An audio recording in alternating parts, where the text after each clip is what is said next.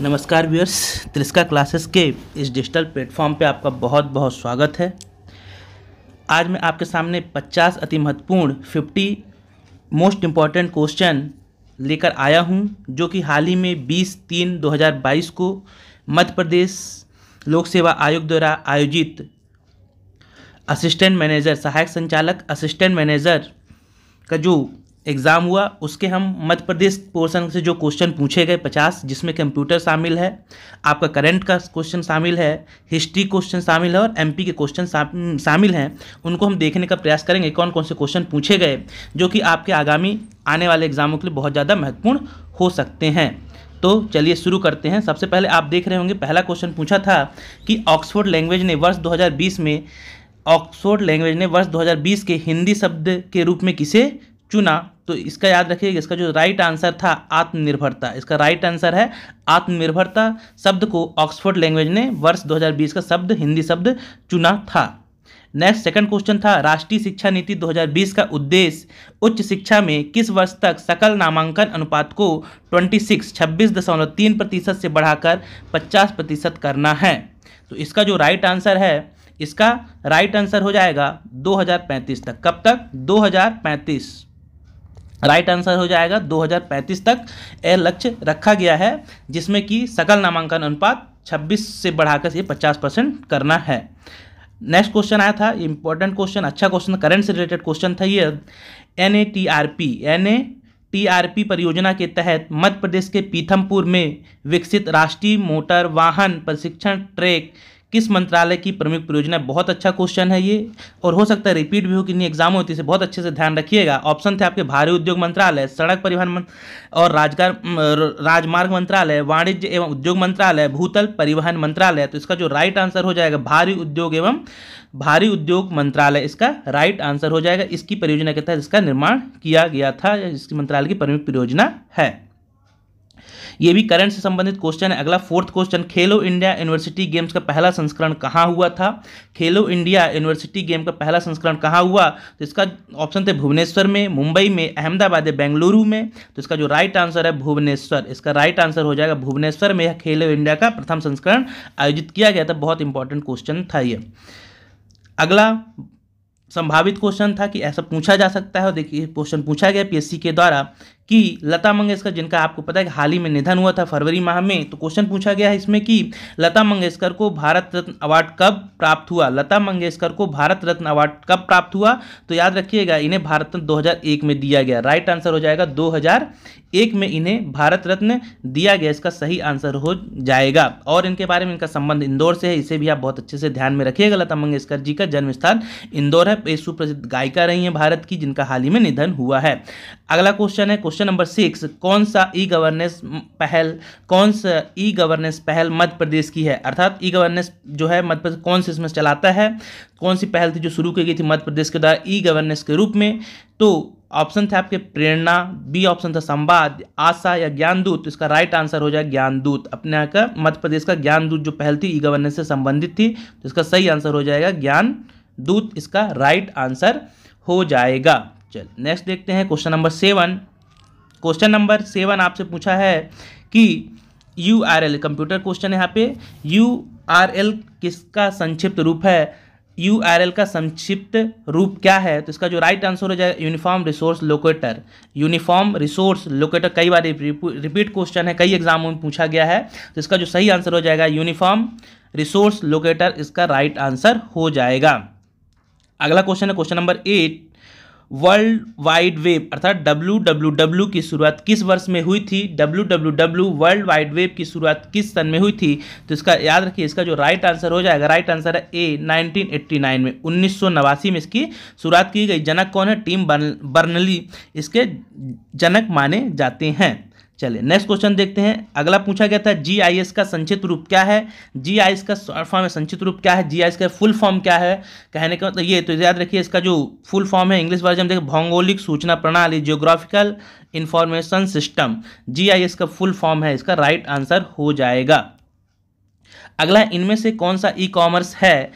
इनमें कौन सा ई कॉमर्स है। पहला है B2B, B2C, इंट्रा बी और उपरोक्त सभी, तो इसका राइट आंसर हो जाएगा उपरोक्त सभी, इसका राइट आंसर हो जाएगा।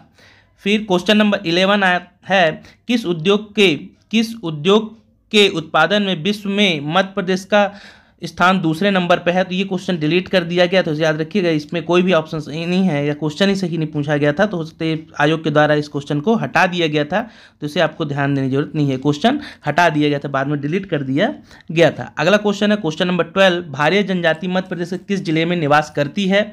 भारिया जनजाति मध्य प्रदेश के किस जिले में निवास करती है, तो याद रखिए छिंदवाड़ा में पातालकोट स्थान पर भारिया जनजाति पाई जाती है, इसका राइट आंसर हो जाएगा। चलिए आगे देखते हैं, इसी का इंग्लिश वर्जन है ये। इसकी पीडीएफ आपको इसी टेलीग्राम चैनल पे, त्रिस्का क्लासेस के टेलीग्राम चैनल पे, जिसको यह क्वेश्चन पेपर चाहिए तो आप वहां से आप उसको ज्वाइन करके भी प्राप्त कर सकते हैं। चलिए क्वेश्चन नंबर 13 जो पूछा गया था, ये भी अच्छा क्वेश्चन था, कई बार रिपीट क्वेश्चन भी कह लें। क्वेश्चन था, मध्य प्रदेश के कौन से मुख्यमंत्री केंद्रीय मंत्रिमंडल में पहले गृह, विधि एवं रक्षा मंत्री बने। तो इसको याद रखिएगा, इसका जो सही आंसर हो जाएगा वह आंसर है कैलाशनाथ काटजू। कैलाशनाथ काटजू इसका फोर्थ आंसर हो जाएगा। ऑप्शन थे आपके पंडित रविशंकर शुक्ल, द्वारिकानाथ में प्रकाश चंद्र जी, कैलाशनाथ काटजू, इसका राइट आंसर हो जाएगा कैलाशनाथ काटजू, जो पहले गृह, विधि एवं रक्षा मंत्री रह चुके थे, बाद में मध्य प्रदेश के मुख्यमंत्री भी बने। मध्य प्रदेश में ग्राम पंचायतों का गठन कब हुआ। मध्य प्रदेश में ग्राम पंचायतों का गठन कब हुआ, क्वेश्चन एक बार और एग्जाम में पूछा गया है, रिपीट क्वेश्चन है, तो याद रखिए इसका सही आंसर हो जाएगा 1962 में। पंचायत अधिनियम 1962 के तहत इसका मध्य प्रदेश में ग्राम पंचायतों का गठन हुआ, तो इसको बहुत अच्छे से ध्यान में रखिए, इसका सही आंसर है बी 1962। इसके बाद नेक्स्ट क्वेश्चन है, ग्राम सभा के संबंध में सही क्या है। ग्राम सभा के संबंध में सही क्या है, तो पहला है गांव के सभी व्यक्ति इसके सदस्य होते हैं, तो बिल्कुल नहीं, तो ये ऑप्शन आपका क्या हो जाएगा, ये पहला ऑप्शन तो पहले गलत हो गया। फिर इसके बाद हो जाएगा गांव की मतदाता सूची में नाम होने पर सदस्य होंगे, बिल्कुल ये सही बात है। महीने में एक बार बैठक अनिवार्य है, ये भी सही बात है।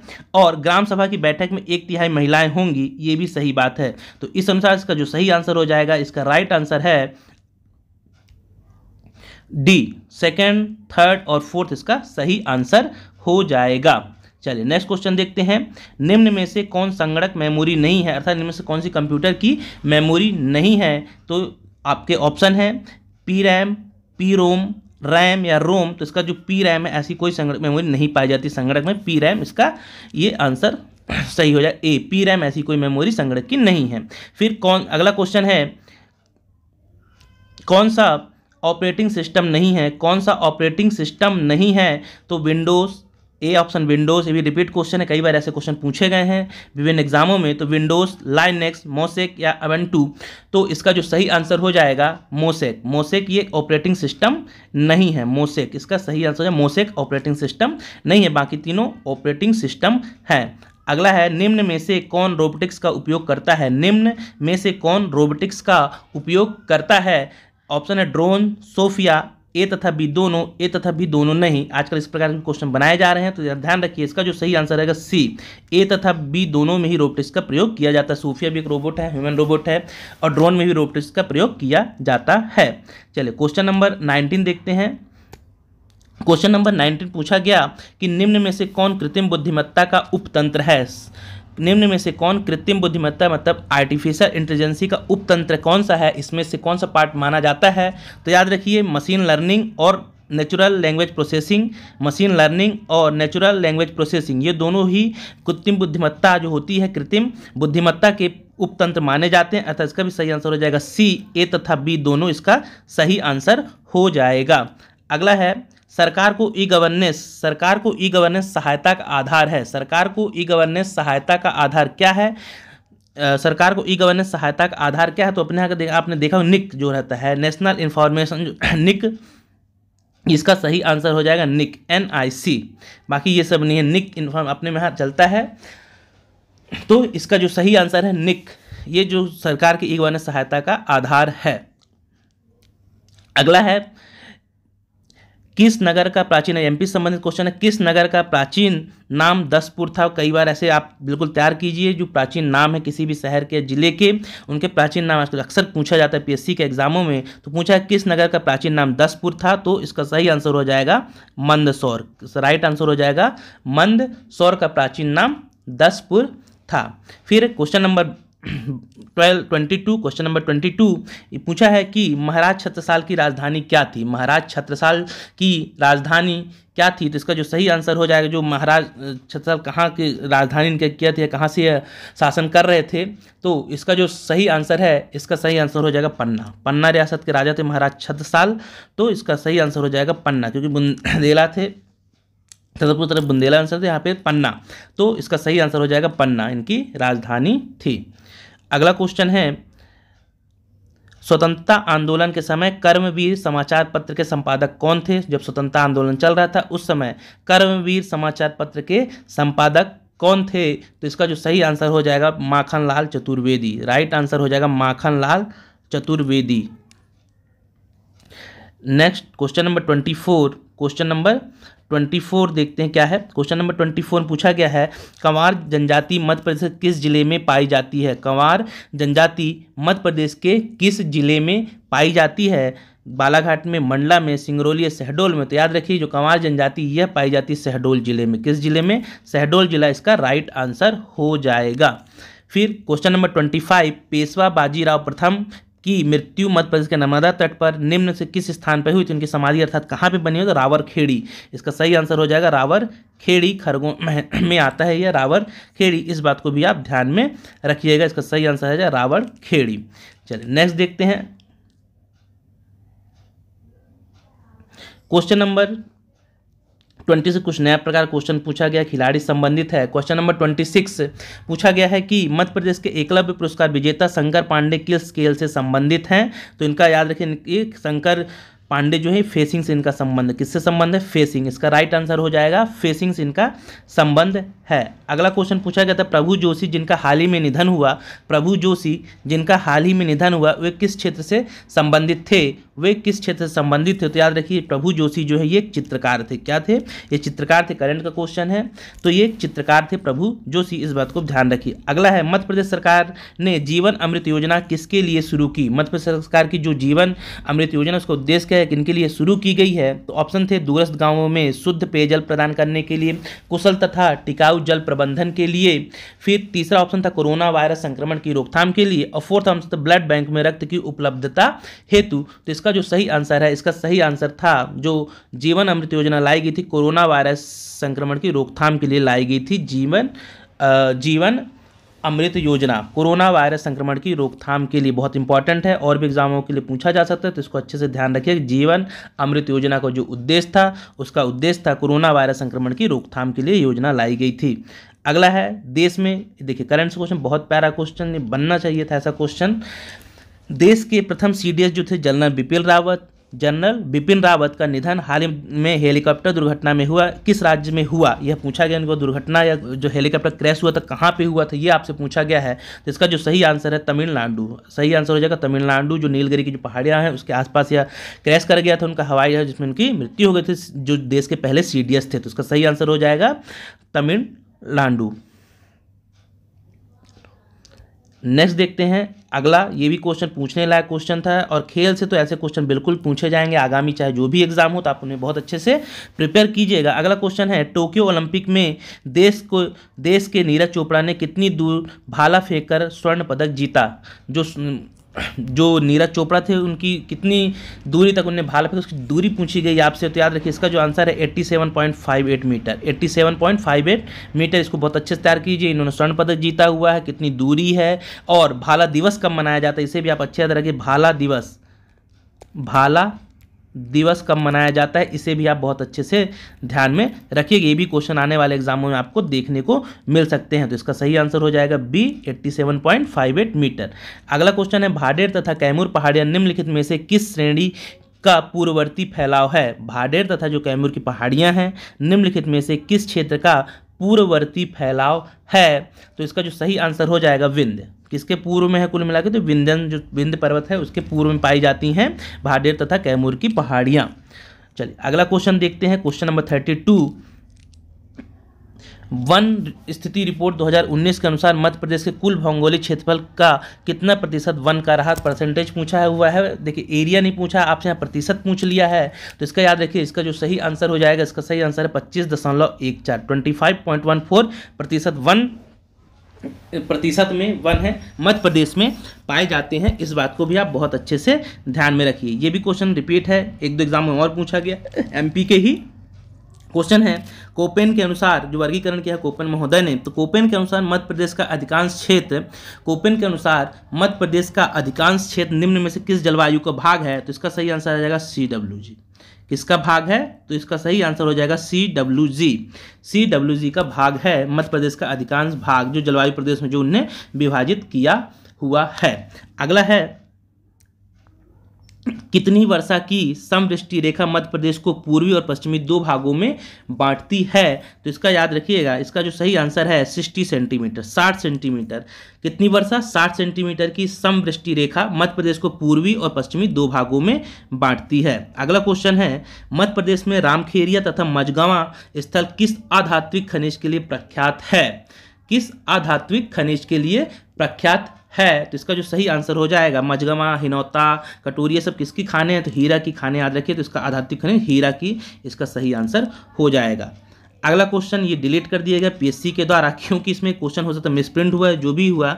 इसमें पूछा था कि राज्यपाल की विधायी शक्ति कौन सी है? तो याद रखिए, जो जितने भी ऑप्शन दिए थे ये सभी राज्यपाल की विधायी शक्तियां हैं, याद रखिएगा। हो सकता है रिपीट हो कभी क्वेश्चन। तो राज्यपाल की विधायी शक्तियों में विधानसभा का सत्र आहूत करना या अवसान करना भी आता है, विधानसभा को संबोधित करना, प्रत्येक सत्र को उसके अध्यादेश जारी करना और विधानसभा को विघटित करना, ये सभी उसकी विधायी शक्तियां हैं। तो चारों ऑप्शन ही आ गए थे, इसलिए इसको बाद में इसको पीएससी के द्वारा इसको क्या डिलीट कर दिया गया था इस क्वेश्चन को। तो याद रखिएगा, हो सकता है यहाँ नहीं लिखना था और क्वेश्चन मिसप्रिंट हो गया हो, इस कारण इसको बाद में डिलीट कर दिया गया। चलिए अगला क्वेश्चन था क्वेश्चन नंबर 37। क्वेश्चन नंबर 37 देखिए क्या कह रहा है। इसमें एक टेबल बनाया हुआ है और पूछा हुआ है कि मध्य प्रदेश की साक्षरता दर के बारे में सही क्या है? मध्य प्रदेश के साक्षरता दर के बारे में सही क्या है? तो देखिए 1981 की, 1991 की, 2001 के 2011 की पूरी ये सीरीज देखिए कौन सी इसमें टेबल सही है। तो इसका जो सही आंसर है, आप याद 2011 में जो साक्षरता है 1706 है, जिसमें पुरुष इतने हैं महिलाएं इतनी है, ये इसका सही टेबल ही, ये ऑप्शन इसका सही हो जाएगा बिल्कुल। ठीक, इसको आप बहुत अच्छे से ध्यान में रखिएगा, ऐसे भी क्वेश्चन बनाए जा सकते हैं। और अगला क्वेश्चन है क्वेश्चन नंबर 38। मध्य प्रदेश में जैविक खेती के तहत कृषि भूमि के क्षेत्रफल में मध्य प्रदेश का स्थान कितना है? मतलब भारत में जैविक खेती के तहत जो जैविक खेती कृषि की जा रही है के तहत कृषि भूमि के क्षेत्रफल में मध्य प्रदेश का स्थान कौन सा है पूरे देश में? तो इसका याद रखिए पहला स्थान है इसमें। पहला ये इंपॉर्टेंट क्वेश्चन है और भी रिपीट हो सकता है, इसमें पहला स्थान है। जैविक खेती के तहत कृषि भूमि के क्षेत्र में मध्य प्रदेश का स्थान पहला है। इसमें आपको बहुत अच्छे से ध्यान में रखिएगा, हो सकता है क्वेश्चन और भी रिपीट हो आने वाले एग्जामों में। बिल्कुल ठीक है। चलिए आगे देखते हैं। 2 मिनट, शायद गलत हो रहा है, 2 मिनट। जो 37 है आपका, 37 का डी हो गया है, सही है आंसर, मैंने सही बताया है। जो 38 है, 38 का इसका ए पहला स्थान है, सही है, दोनों आंसर सही हैं। चलिए नेक्स्ट देखते हैं आगे।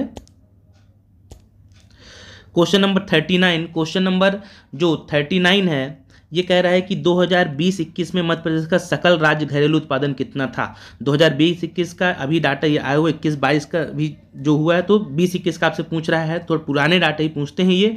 तो याद रखिए इसका जो सही आंसर है, इसका सही आंसर है 9.18 ट्रिलियन। कितना? 9.18 ट्रिलियन इसका सही आंसर है। 9.18 ट्रिलियन इसका राइट आंसर है। चलिए नेक्स्ट देखते हैं।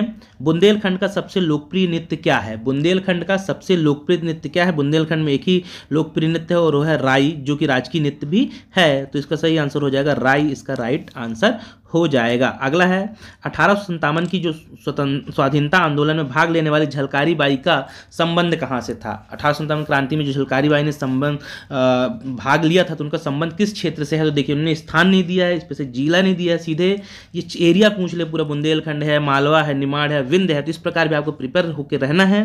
तो इसका जो सही आंसर हो जाएगा, इसका सही आंसर है ए, बुंदेलखंड। उनका क्षेत्र कौन सा था? बुंदेलखंड। और ऐसा देखा तो झांसी के आसपास ग्वालियर वाला क्षेत्र था इनका पूरा, तो बुंदेलखंड इसका सही आंसर हो जाएगा। झलकारी बाई का संबंध है बुंदेलखंड से। अगला है स्वांग पारंपरिक लोकनाट्य मध्य प्रदेश के किस क्षेत्र से संबंधित है। जो स्वांग लोकनाट्य है मध्य प्रदेश का वह किस क्षेत्र में किया जाता है, तो इसका जो सही आंसर हो जाएगा, आपका ध्यान रखना है, इसका बुंदेलखंड। कहाँ पे, इसका जो राइट आंसर हो जाएगा ये भी बुंदेलखंड का है, स्वांग बुंदेलखंड में किया जाता है। नेक्स्ट क्वेश्चन है भरहुत स्तूप मध्य प्रदेश किस जिले में स्थित है। भरहुत स्तूप मध्य प्रदेश के किस जिले में स्थित है, तो इसका सही आंसर हो जाएगा सतना में है भरहुत का स्तूप। अगला क्वेश्चन है क्वेश्चन नंबर 42, बड़वाह नगर किस नदी के किनारे पर स्थित है। बड़वाह नगर ये आसपास वाले एरिया में आता है। बड़वाह नगर बहुत ज़्यादा चर्चित रहता है यह बड़वाह नगर, तो याद रखिए ये किस नदी के किनारे पर स्थित है, तो यह जो स्थित है ये नर्मदा नदी के तट पर स्थित है बड़वाह नगर।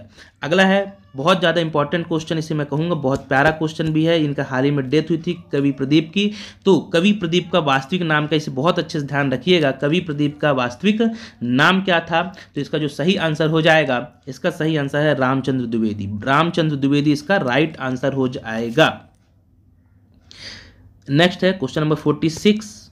क्वेश्चन नंबर 46 है मैग्नीज उत्पादन का निम्नलिखित में से कौन सा स्थान मध्य प्रदेश में स्थित नहीं है। अर्थात मैग्नीज इनमें से कहाँ नहीं होता है, तो याद रखिए दुर्ग जो है छत्तीसगढ़ में आता है, ये मध्य प्रदेश का हिस्सा नहीं है, तो इसका सही आंसर हो जाएगा दुर्ग। ठीक, बालाघाट ये मध्य प्रदेश का हिस्सा है, यहाँ मैग्नीज होता है, मंडला और छिंदवाड़ा में पाया जाता है, लेकिन दुर्ग में अपना हिस्सा नहीं है, छत्तीसगढ़ का पार्ट है, तो इस बात को भी आप ध्यान रखिए, इसका आंसर हो जाएगा सी। उसके बाद पूछा है मध्य प्रदेश में गैर पारंपरिक ऊर्जा स्रोतों से विद्युत उत्पादन को प्रोत्साहन देने हेतु प्रोत्साहन नीति किस वर्ष लागू की गई थी। तो जो प्रोत्साहन नीति आई थी गैर पारंपरिक ऊर्जा स्रोतों की 2006 में लागू की गई। कब की गई, 2006, इसका राइट आंसर हो जाएगा। उसके बाद क्वेश्चन नंबर इसके बाद है आपका क्वेश्चन नंबर 47 48 मध्य प्रदेश में ऊर्जा विकास निगम की स्थापना किस वर्ष की गई। मध्य प्रदेश में ऊर्जा विकास निगम की स्थापना किस वर्ष की गई, तो याद रखिएगा जो ऊर्जा विकास निगम है मध्य प्रदेश 1982 में की गई। कब, 1982 में ऊर्जा विकास निगम की स्थापना की गई। अगला है सूची 1 और सूची 2 को सुमेलित करना है। देखिए एक तरफ बांध के नाम दिए हैं और किस नदी पे बांध निर्मित है ये, तो बरगी बांध है यह बना हुआ है नर्मदा नदी पे। देखा जाए तो बरगी बांध किस नदी पे बना हुआ है, तो बरगी बांध बना हुआ है नर्मदा नदी पर। फिर गांधी सागर बांध किस नदी पे बना हुआ है, तो याद रखिए जो गांधी सागर बांध है यह बना हुआ है चंबल नदी पर। फिर बाणसागर सोन नदी पर, और राजघाट बना हुआ है राजघाट बेतवा नदी पर। तो 4 1 2 3 इसका जो सही आंसर हो जाएगा, कौन सा हो जाएगा, 4 1 2 3 इसका राइट आंसर हो जाएगा, 4 1 2 3। और लास्ट क्वेश्चन है आज का 50 नंबर क्वेश्चन, निम्नलिखित में से कौन सा बालाघाट और सिवनी जिले में सर्वाधिक सिंचाई का साधन है। तो सबसे ज़्यादा जो बालाघाट और सिवनी वाले क्षेत्र में सिंचाई की जाती है वह किससे की जाती है, तो याद रखिए इस क्षेत्र में जो सिंचाई की जाती है यहाँ पे नहरों से सिंचाई की जाती है। किससे की जाती है, नहरों से सिंचाई की जाती है। इस दोनों क्षेत्र पूछा, देखिए बालाघाट सर्वाधिक सिंचाई किससे होती है, तालाबों से होती है, लेकिन पूछे बालाघाट और सिवनी जिलों में सर्वाधिक सिंचाई का साधन क्या है, तो नहर है यहाँ सर्वाधिक सिंचाई का साधन, इसका राइट आंसर हो जाएगा। तो ये थे आपके मध्य प्रदेश के जो हाल ही में PSC द्वारा आयोजित एग्जाम हुआ असिस्टेंट मैनेजर का स्वास्थ्य विभाग में, तो उसके महत्वपूर्ण 50 क्वेश्चन जो कि आपके आगामी आने वाले एग्जामों के लिए बहुत ज़्यादा महत्वपूर्ण हो सकते हैं। अगर ये वीडियो आपको अच्छा लगा हो तो आप इस चैनल को सब्सक्राइब कीजिए इसी तरह वीडियो पाने के लिए, और चैनल को लाइक कीजिए, ज़्यादा से ज़्यादा शेयर कीजिए। यदि आपको इस वीडियो की क्वेश्चन की PDF चाहिए तो इसी चैनल के टेलीग्राम में मिला है, जिसकी मैं लिंक डिस्क्रिप्शन बॉक्स में दे दूंगा, आप उससे जाकर इस क्वेश्चन पेपर को डाउनलोड भी कर सकते हैं। तब तक के लिए बहुत बहुत धन्यवाद।